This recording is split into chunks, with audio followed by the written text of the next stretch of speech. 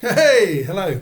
So, out of all of the concepts in ELT, English Language Teaching, I think the one that causes most problems to new teachers, trainee teachers, experienced teachers is the concept of differentiation.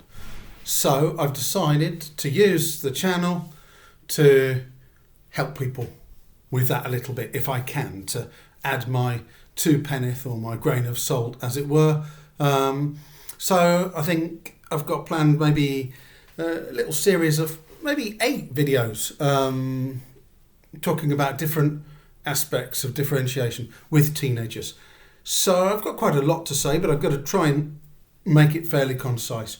Now, the basic concept of differentiation is how we help students, or in ELT anyway, with different language abilities in the classroom. I think it superseded the idea of mixed ability, where we were just trying to manage our way along and cope. The concept of differentiation is more acknowledging the various profiles of the people in the room across the 4 skills. And actually not just acknowledging it, but even trying to use that to help get them towards the goal. So the idea of differentiation was popularised by Carol Ann Tomlinson.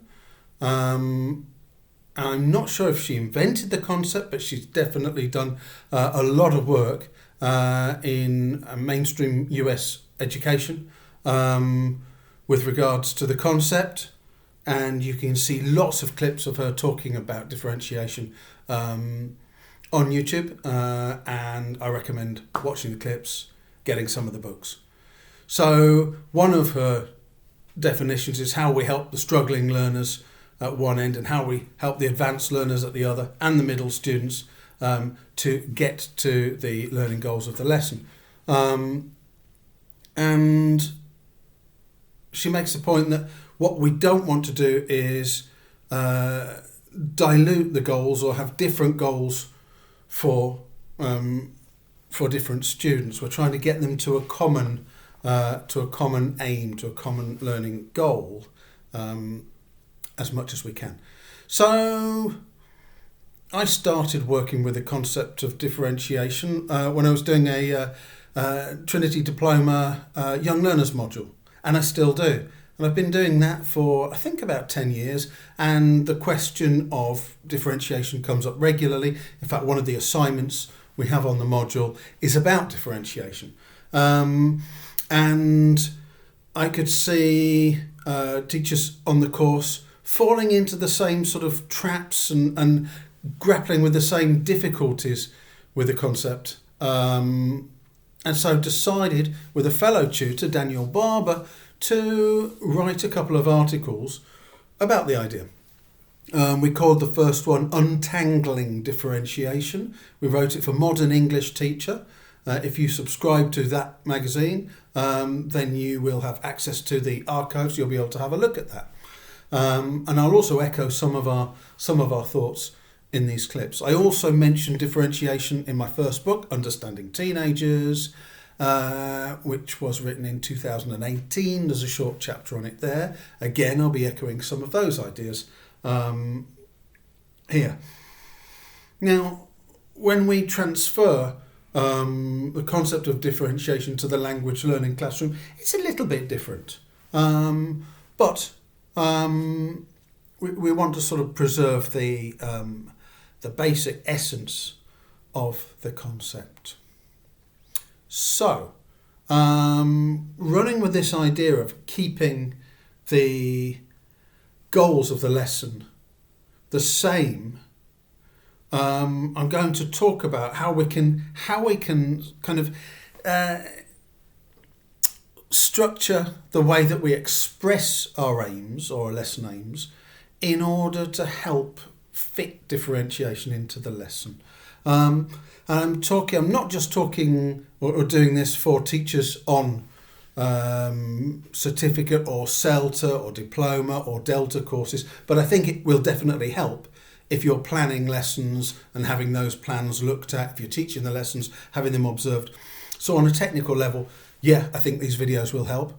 And in your day-to-day teaching, I think the way we conceive of the aims we have of a lesson can also, and work with that, can also help. So the idea of this is to help teachers doing professional development and not doing professional development in their day-to-day. Let's say we have a class and our lesson aim for the day is for the students to be able to use, for example, some verbs, some regular verbs in the past simple to talk about what they did at the weekend. And we can have that as our aim. Now, in that class, we're going to have some advanced learners who are going to be able to do that, and they're going to be able to mix in some irregular past simple verbs as well. We're going to have middle range students who get there, no problem, and then we're going to have struggling students who have difficulties. Maybe they don't know their verbs, maybe they're confusing, yesterday, because the weekend was yesterday, with tomorrow. Maybe there are other language difficulties they're having. So what we can do in that case is fragment the class a little bit and say if we can see that 2 or 3 learners are having problems there, maybe we have maybe they're in the middle of maybe they've had some input and they're in the middle of a free speaking activity and the others are managing to do the conversations or answer the questions, and maybe we see these students are not. We can say, okay, guys, don't worry about the other questions or don't worry about the free conversation. For you guys, I'm going to ask you to do something slightly different just to lend you a hand. And then we put 3 sentences on the board. Here we go.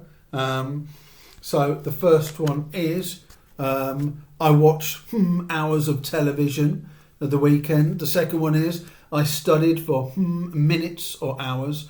I put minutes because if these are struggling students, they may not be studying for hours and hours. And I talked to of my friends at the weekend. So we say to those students, I want you to look at these. I want you to decide what they mean, run them through Google Translate if you have to, if you don't understand them, and then decide what the answers would be for you in each of these. And when you've done that, tell me. And then the teacher, we go off, we're helping other people, we're listening to some students, giving them some extra language, bit of enriched input, language at the point of need, teacher, how do you say? And then these 3, they say to us, teacher, we've done that. I say, okay, now what I want you to do is to read the sentences to each other, and once you've done that, once you can comfortably do that, I want you to try to say them to each other without looking at the sentences. So you're trying to basically remember the sentences. So we're taking them to a level of memorization. Now, by virtue of the fact that they've manipulated these sentences, completed these sentences, and are saying them, they are using past, simple, regular verbs to talk about what they did at the weekend. Maybe less so, or less verbs than some of the others, but they're still doing something that is consistent and coherent with the aims we have for our lesson. So we're getting them there, we're getting them going in the right way.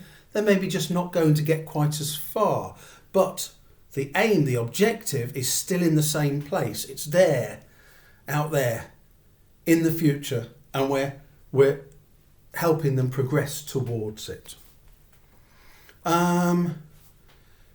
If we had said to ourselves, or if we put on our lesson plan, the aim is that they're going to use 15 past simple verbs to talk about what they did at the weekend. If we'd said that, we've created what I'm calling an absolute aim.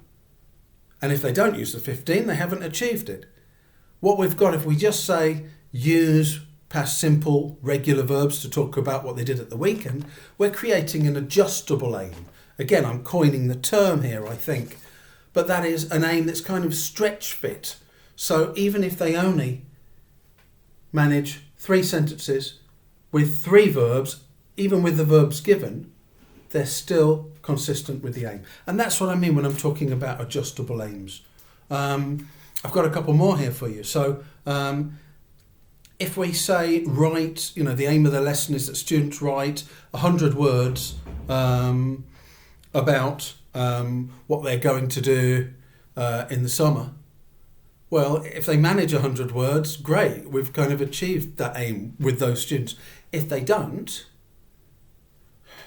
then we haven't. An adjustable aim would be, write about what they're going to do in the summer using appropriate structures.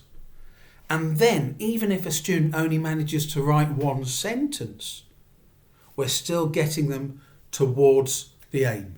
That's what I mean by an adjustable aim. Here's another. So the absolute aim would be use the prepositional verbs on page 117, and then in brackets, fall over, fall through, crash into, fall off, slip over, trip over, ride into, turn around, to describe what happens on a fail video.